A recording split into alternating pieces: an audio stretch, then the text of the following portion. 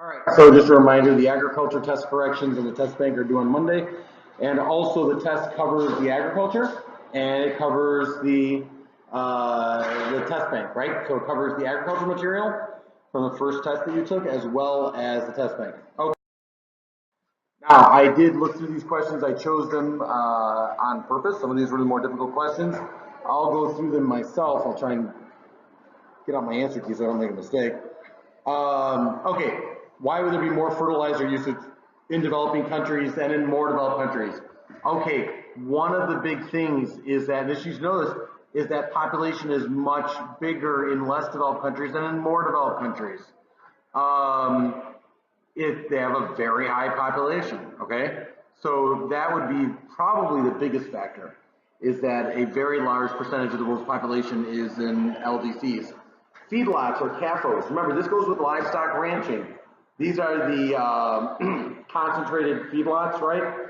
And what type of farming? Intensive, because it's the amount per square foot. Shifting cultivation makes no sense. Subsistence makes no sense. It's not free range. They're concentrated into feedlots. It's not necessarily labor intensive. It's intense in the sense that it's a lot of that per acre, okay? Okay, the next one here. Subsistence agriculture is most common in which of the following regions? Okay, well, I could ask you this question in a variety of ways. Be aware, and like, this is a tough question, I'll grant you, it's probably one of the toughest ones, but realize that where do you find shifting cultivation? Where do you find pastoral nomads? Well, pastoral nomadism is like northern Africa going into Asia, right? Parts of that. Shifting cultivation is the interior of Latin America, Central Africa, right? Parts of Asia a little bit. Okay, those are, you know, some of the lowest forms of agriculture, definitely examples. Intense subsistence might also be something you could look for. So probably your best answer here, definitely not Germany. Argentina is pretty developed as well. The Great Plains, kind of referring to the United States there. Amazon basin is definitely the best answer there. The uneven development of Brazil and all that. Okay. Okay, organic food in the United States now constitutes, it is still under double digits, it's only 5%. It's tiny. The average size of a farm in China. There's a lot of uneven development. This is a sign of uneven development, good thing to be aware of. Half an acre, it's tiny. There's a lot of subsistence farmers that still exist there, but they practice intensive subsistence. The average size of a single commodity farm. Okay, single commodity means one thing, and it's a mega farm. So it's pretty big. The average size should be 250,000 acres, okay? So that's 52, let me just double check that. 95%. Yeah. Okay. That's what we call mega farms. And a lot of times, by the way, mega farms would probably, because they're massive sizes and all that, that would apply to crops, right? Ooh, there's the thing I could add on to that, right?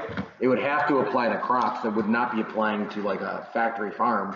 You wouldn't have like this massive amount of area for like pigs. You would have to be crops, right? So just be aware that I could toss that in there. I'm making notes to myself right now. So it should be a crop. And of course, we know that the biggest crops in America are like corn, soy, wheat. So it would probably be one of those products overall. Okay. This is for 52. Making notes to myself. Number 40, the seasonal migration of livestock. Oh, everyone was thinking pastoral nomadism. When you wander between mountains and lowlands, that is transhumance. That definition applies more. That was straight out of the test bank. A lot of people just looked at that and didn't bother to look up what transhumance was. Okay, why would this one be hard? More than 50% of labor force is engaged in agriculture, and you want to look for the very least developed countries. Maybe with the map quizzes, this will be easier. For 41, I should really think of choosing like Like if I were to choose Central African landlocked countries, that would be more so. South Africa, remember, is pretty developed. So it would not be um, a country like South Africa. That wouldn't make sense. It also wouldn't make sense for them to be heavily in agriculture if the country has got a lot of desert in that. So it wouldn't be that, right? So what we should be looking at are the poorest of the poor in terms of countries in Africa. So B and C do not make sense. Chile is pretty well developed, so is South Africa. Vietnam is really developing. D does not make sense. E has got Egypt, and Chile is also well developed. So then you're only left with really the answer of A. Get the idea? All right. Because 50% or higher in agriculture is like really high. That's a really low developed country. Judging from the map of agricultural regions, which type of agriculture occupies the largest percentage of northern Africa? Near the Sahara Desert. So near, but not in. Okay, someone's phone. Judging from the map of agricultural regions. Oh, did I not put that on there? Oh, no, yeah, I didn't. Okay. Which type of agriculture occupies the largest percentage of northern Africa? Okay, well, that would have to be for 42. Let me just double check this. I better have that. Yeah, I do. Pastoral nomadism. That should be hard. Remember, okay, one thing I could do, guys. Let me see. Look at your farm region maps. Know what is what in terms of where. Expect me to do some of these questions. Clearly people didn't understand. Also, here's one thing you should just know just offhand. Pastoral nomadism and shifting take up the most amount of space. If it takes up a huge amount of space, it's probably one of them. Mediterranean is very climate specific, right? It's Mediterranean is like near water, but somewhat warm but near water. So South Africa, Chile, the wine growing areas, Chile, Southern Europe, California, that kind of stuff. All right, that helps you part of the way to remember what's what. And then you know that our area is livestock and mixed, right? And Northern Europe, same thing. Dairy is more north, south tends to not be, right? That goes along with the livestock and mixed crop and all that. All right, so it just gives you an idea of how to study the map stuff. Okay, the third agricultural revolution is the Green Revolution. Okay, what are the sorts of things I could ask about this? So if I were asking about the Green Revolution, remember it's hybrid, not GMOs, right? Which one is hybrid seeds, not GMOs. Definitely improvements in machinery and a little bit with fertilizer at this time. That goes along with it as well in terms of development. And the big ones were rice and corn. Probably a lot of people chose corn for this one. Oh, no, there's another one where people I think chose corn a lot, where it asks you which one, says IR36 or something like that. That's rice. So which goes along with this? It does not include GMOs. Improved soy is a component. Nope. Corn and rice. An improved version of rice. There you go. Not yams and cassavas. That's Africa. Remember, we said that the Green Revolution. Oh, another thing I could ask. The area that did not benefit a lot from it as much, not Africa, mainly because there's still some issues like water and soil are not solved. Water and soil issues do not get solved. Wink, wink, nudge, nudge. You know what I mean? Know what I mean? Do not get solved by the Green Revolution. Okay? All right. Which is part of the reason why Africa would have some issues. And also it can be a bit expensive. Okay, family farmers in more developed countries and less developed countries, what problems do they solve in common? They both have in common. Trying to make a profit? Sure. They both probably try to make at least some profit. It says at least some. That's a clue that that's okay. Meaning that if it says they're trying to make huge profits, well, obviously that's not going to be the case, but at least some money? That's kind of vague, so yeah. Surplus production. Okay, come back to that one. Climate can help or hinder crops demand. That can be true. Declining market? No. The need to maintain transportation systems? Share all, but which? Oh, so which is when they don't share? Oh, okay. So they share all of those. Probably the biggest one they don't share is declining market. There's more people in the world. How can the market be declining? Okay. Anyway, tough question. All right. Local agriculture has encouraged globalization, interdependence. No, because it's about growing your food locally and getting it locally. The growth of new farms in the suburbs. No, we don't see that happening. That, I mean, if they could do it, maybe they would, but the homes are there. Community gardens, yeah, that's the best answer. I'm trying to think of anything else. It would also go along with farmer markets, right? So if we're talking about local, uh, the another thing that would go along with it, if I were to try and switch this question up a little bit, I'd probably put something in about farmer markets. Okay? Which of the following is most likely to be produced in northern Germany? Butter, fruits, grapes, olives. Okay, it's northern Germany, not the Mediterranean, which is in the south. It says they are all highly likely to be produced in the Mediterranean. Sure, but I said northern Germany. Mediterranean, I hope you know the Mediterranean is southern Europe. That's where the Mediterranean is. So, northern Germany then would be dairy, butter, dairy production. Dairy is further to, there you go, there's another reiteration of that. So I could just, straight up ask about the mixed crop. What if I were to ask it just like, you should know that one of the things with mixed crop is that dairy would be more to the north. And what do they use to the south? They use for bread. Anyone know? Would make sense. It's even on there. They use things like olive oil. Maybe not olive. They use oils, right? You ever go to an authentic Italian restaurant? You dip your bread in like oil as opposed to that, not like oil. Yes. Wait, did you say like what bread is in Germany? No, butter. In other words, butter you would use for your bread in Germany, northern Germany, but in the south, like southern Italy, you'd more like use like some sort of oil, some type of olive oil or something. Okay, guys. So there's a good question I could ask about. What do you dip your bread in? Maybe that's a good question. Which agricultural climate is specific to a climate that produces cooler temps? It's similar to commercial gardening in MDCs. It's got to have, maybe I should rephrase this. Is specific to a climate that produces cooler temps at night, maybe is better, with the breezes coming off the water. And is similar to commercial gardening. Especially in MDCs, it's similar to commercial gardening. That's 33. That would be Mediterranean. Might rephrase that one a little bit better. If I use that, I'll rephrase it and ask it better. And get specific. It's a warm area, but the water cools things down a bit. Okay, there we go. Natural features in the landscape create boundaries in what type of cadastral system? Yeah, I'm not a big fan of that one. Natural features in the landscape create the boundaries. Yeah, it is a long lot. And then the same thing with the one below it. Because what it is like you want access to the river, so that's the boundary. So everyone gets access to the river, and that's where you end. And then, and 22, it's just the way it's phrased is tough, I know. Under the long lot, survey system land is divided according to, same basic question, provide access to a road or a river. So once you get to the river, that's where your boundary ends. Get the idea?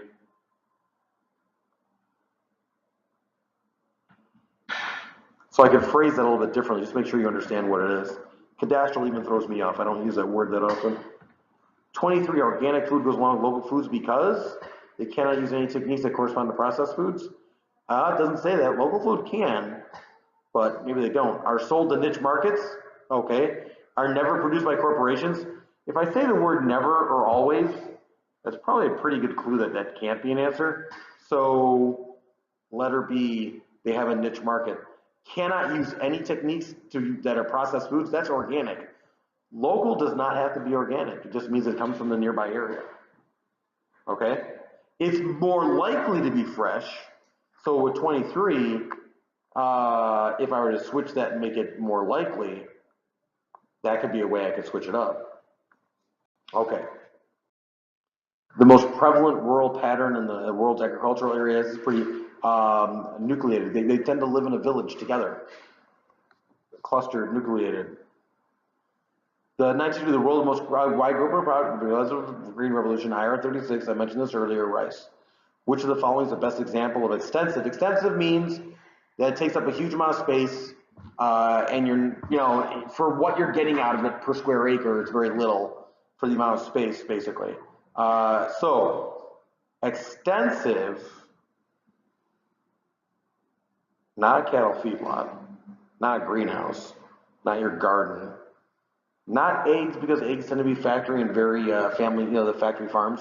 Sheep ranch is your best answer. Sheep wander around, and then so they're ranching. I didn't say feedlot. Feedlot means they're all condensed in. Be aware of that, guys. I could switch up these answers to just be something different. For example, extensive means it takes up a ton of space. Examples of extensive: shifting cultivation, pastoral nomadism, and then of course like any sort of ranching.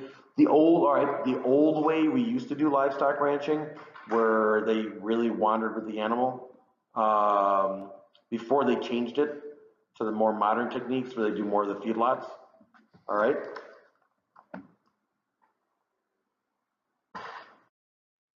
Number 10, the seasonal migration of livestock between mountains and lowlands. We did this one already. Transhumance. 11, ranching is practiced in the climate region most similar to that of which, blah, blah, blah. Ranching is similar to, of course it would be, they both, all right, here's how I could change it up. They both use, marginal land, right? Land that's not exactly great for farming, but it's okay for animals to graze on, right? Pastoral nomadism and livestock ranching. Number 12, the ratio percent of labor force percent of GDP in the agriculture sector indicates that Canada's agriculture sector is, mechanized would be the one. Not a significant source, no. It means they have very few people working on it because it's heavily mechanized. Okay? Number 3, okay, now we're getting into the test bank. No, these are the last, I got 4 more agriculture ones. Okay, what is the primary reason for why Afghanistan is an ideal location for growing poppies? Fragile state. Fragile states are more likely to have illegal activities. Okay, I'm surprised that so many people had an issue with this one. Factory farms include all but which? Okay, factory farms. So let's do through the traits. See how I can change it up. It's pigs and eggs predominantly. And chickens, I guess I could say, because also meat. Dairy, yes, a little bit. So yes for dairy, but not for beef. They have to wander for some reason by law. Specialization, yes. They tend to only do one thing at a time. Not monoculture. Monoculture is only plants. Okay, not that. High density containment of animals, yes.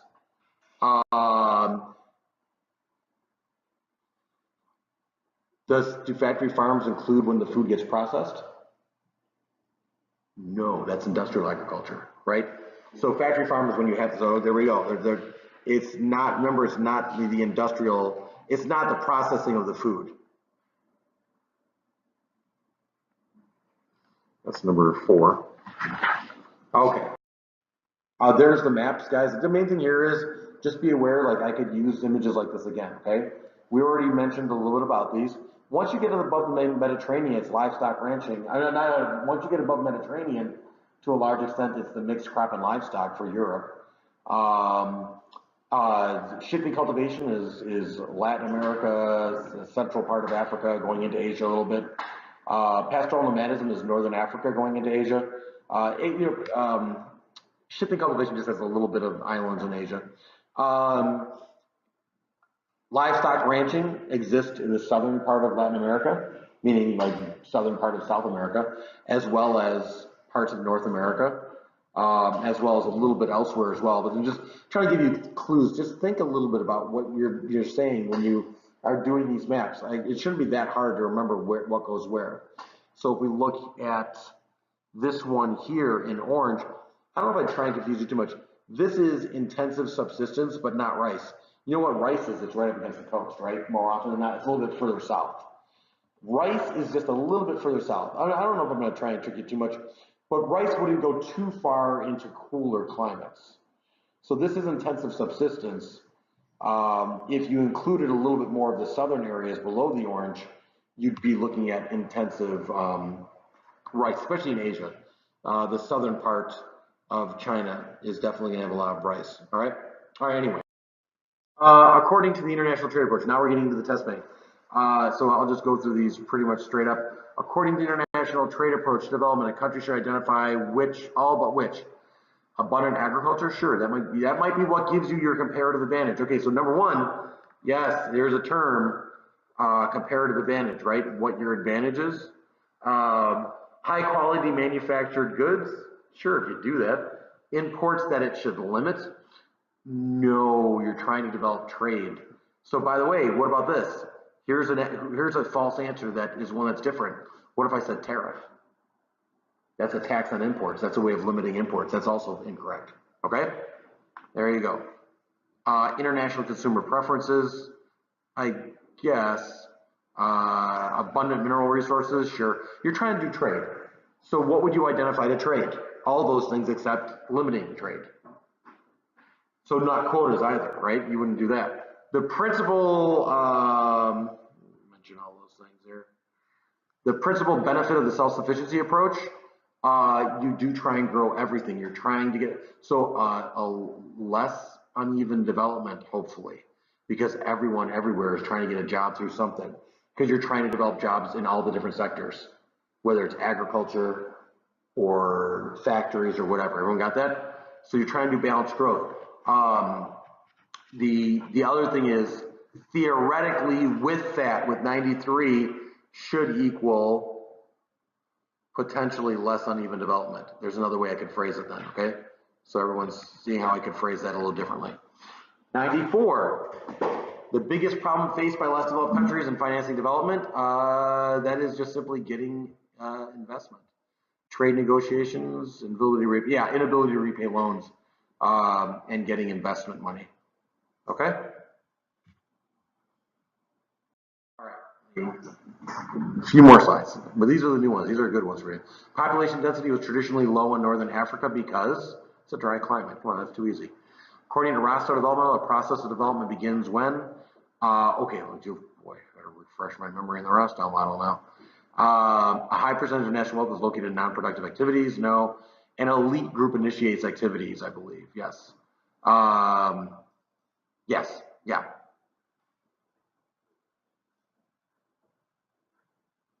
Which one of the following statements, by the way, just look at your stages, know the order of stages. I know I've got some questions on that. Which of the following statements is incorrect? The higher GDP of a country, the more equal its income distribution? No, not necessarily. The primary sector accounts for a larger GDP for LDCs than MDCs? No, it accounts for a larger share of GDP. Not necessarily either. Which following is incorrect? That could be true. The workers in MDCs are more productive than those in LDCs? Yes, because of technology. It would be incorrect if I said because they're better people. That would be awful. Not a good idea to say that, right? D, the HDI is a function of economic, social, and demographic indicators. Basically true. E, women participate in formal and informal economies, even in LDCs, with high levels of gender inequality. I think I gotta rephrase this one. I don't like some of these answers. This is straight from the textbook. Okay, so how about this? Letter A. As GDP goes up, does that equal an equal distribution of income? No, it does not always. In fact, as it starts to go up, usually it's a few people that benefit first, right? So that's definitely not true. So that's the answer. Some of the other ones I don't like because they're not. They need to be made better so that it's more obvious that they're correct. So women participate in formal and informal economies. Just say that, because that's like you should know that women anywhere, everyone does. Every country has people, men and women, doing informal and formal tasks. So that I will readjust that. Letter A is the definite one. I might rephrase it a bit better to say that as GDP goes up, consistently you see that income gets distributed more equally. That's not true. Okay. The large percentage of population involved in agriculture in China indicates, what do you definitely know?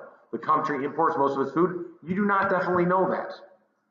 These are we just saw the farming. It's intensive subsistence, right? So we know few people are unemployed. Don't know that necessarily. Most people consume an inadequate amount of calories. Usually, by the way, for letter C, here's where I can mess it up. Letter C for 100 here is normally because of political instability.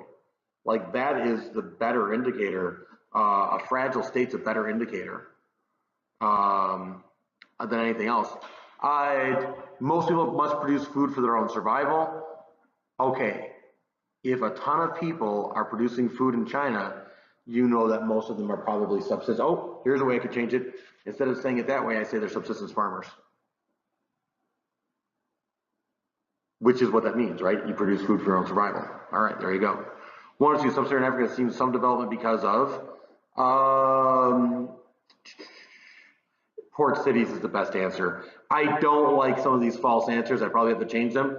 But where do countries develop the most first?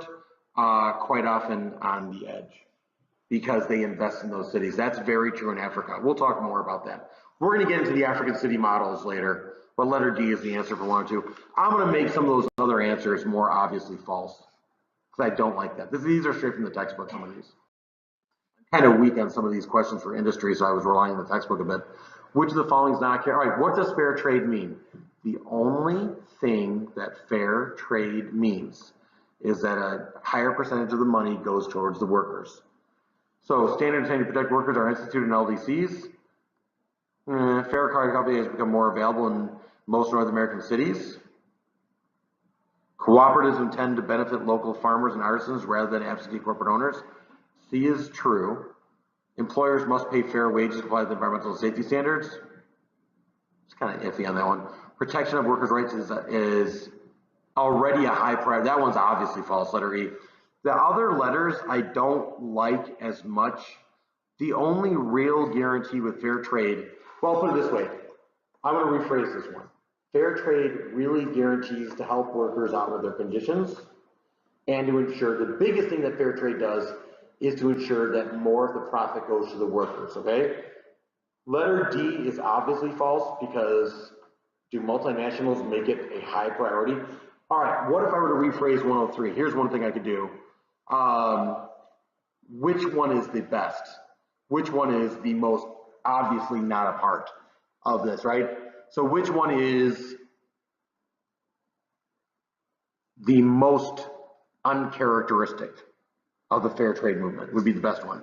The difference in per capita GDP, the most developed, least developed. Okay, the very most developed versus the very least developed. They're not going anywhere. The difference is going to be getting what? Think about it. The least developed countries, there are 4 countries in the world that got worse. The more developed countries are still getting, on average, better. So the gap is getting bigger. But I didn't see, I don't like the way the AP originally phrased this question, so we phrased it differently.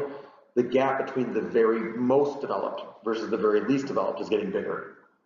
Not the gap between the most developed and the countries right underneath them, like China and Mexico. That's getting shorter. So there's another thing. The gap between the United States and Mexico and China, especially for things like longevity, or things like that. So Mexico, China, how about this? Mexico and the BRICS, those countries, the gap between them, that gap is getting, especially if I use certain things, smaller, because those are the countries that are moving up. All right, which of the following is a true statement? The share of GDP from primary sectors for developing countries is decreasing, but still true. That's true. Letter A is true. Letter B is not quite true.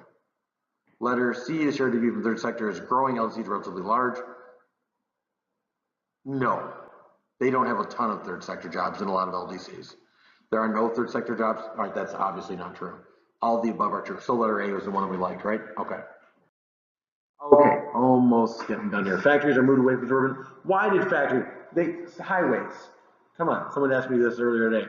The challenges of self-sufficiency include inefficient businesses and large government. There you go. Those are the biggest ones. It's also true that all the above are true here, actually. So what I could do is just make false answers, right? You should know that all these are true. So 107 is not too hard for me to change. All of those are true. In less developed countries, consumer goods such as telephone, Televisions and motor vehicles are available for sharing, familiar to many, but owned by relatively few. Available only, okay, I may switch this around a little bit just to make it televisions and cars might be, but I'll do it this way. Maybe, how about, maybe we should use the high-end ones, like the cars. Let's just use that. Here's the problem. And this, I actually had this debate with other teachers. Cell phones are, all right, here's a way I could change this. That one is the one that's getting adopted the fastest, right? Like that one's getting, but let's say high cost consumer goods might be familiar, but owned by relatively few. So I'll rephrase that to say high cost. If I switch the question to cell phones, what I would want you to know that of all the technologies compared to television, radio, and other things, it's becoming the most fast. It's the fastest in terms of being adopted, okay? So I would compare it to the other older technologies like TVs and that. It's doing a much faster adoption rate. I think it's around 7 billion phones around the world nowadays, but not everyone owns one. Some people own two because of work. Okay. All right. Almost done. Let me see. I'll run through these. Compared to less developed countries, more developed countries have higher rates of all but which? Percentage of GDP spent on education? No. Remember we did this one earlier? We have more money, so therefore the amount we spend on education is smaller, right? It's counterintuitive. 110, Japan's principal asset for promoting development is favorable ratio of population and resources. No, they don't have many resources. Their best thing is their skilled labor. Now, I will rephrase this. This should say Japan in the 1950s after World War II when they're trying to go. Because what I always say is because like easy access to established Asian markets. Nowadays, you would say there is an Asian market, right? In the 1950s, not so much. So I will rephrase 110 to make sure that we're talking about when Japan was trying to develop after World War II. Examining the subnational variation of development. Subnational means within a country, development. Brazil, China, Mexico. A, development is closely related to access to energy, all right? Cities are relatively underdeveloped compared to rural areas, come on. Wealth is concentrated in the cooler mountainous areas. You think wealth is in the mountains? Substantial variations in wealth at the regional scale, meaning some areas are very wealthy, some areas are very poor, a lot of uneven development. And usually, just rephrasing this one, here's how I could rephrase it, it's the cities that that's where the wealth is. And the rural areas are very, very poor. Now, and also, here's one other thing, that uneven development, and we'll talk more about this in the urban unit, is within the cities itself. The periphery, remember we'll talk about that later, so I won't use that now. All right, anyway. Gender inequality index measures. Oh, I gotta remember this one. I won't do it. I'll wait till that one. There's 3 different gender ones, and I can't remember which one this is. So I'll wait on that. What is the primary reason computer, cars, cell phones, internet access? Okay, the reason why these are important, I'll spell this out a little bit. Mobility, ability to get jobs, right? These are all about your ability to find out about and get work. Okay, there was that one politician who was critical. People said, "Oh, these people have iPhones instead of getting healthcare," and it's like, you need this. This is how you keep in touch. This is your only phone. This is how you get on the internet and find out about things. This is how you get a job. It was like, that was a really out of touch statement. Like, this is a luxury, like a phone's a luxury. It's not. This is a way for people to go to work and be productive. Which of the following shows the stages of Rostow? Look that up on your own. Come on, just know the stages. It's pretty obviously mass consumption, then preconditions to takeoff, then drive to maturity, and then finally takeoff. Right?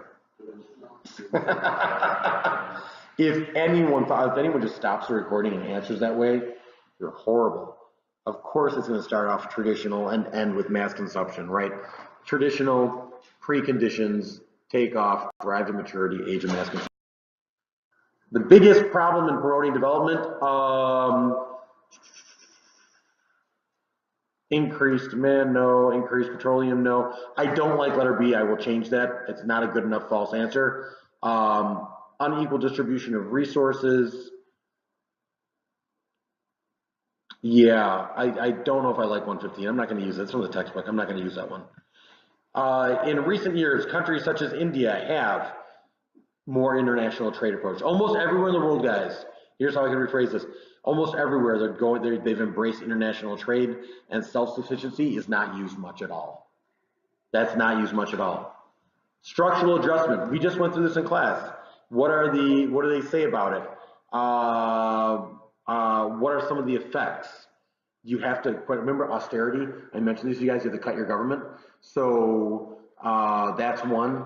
Uh,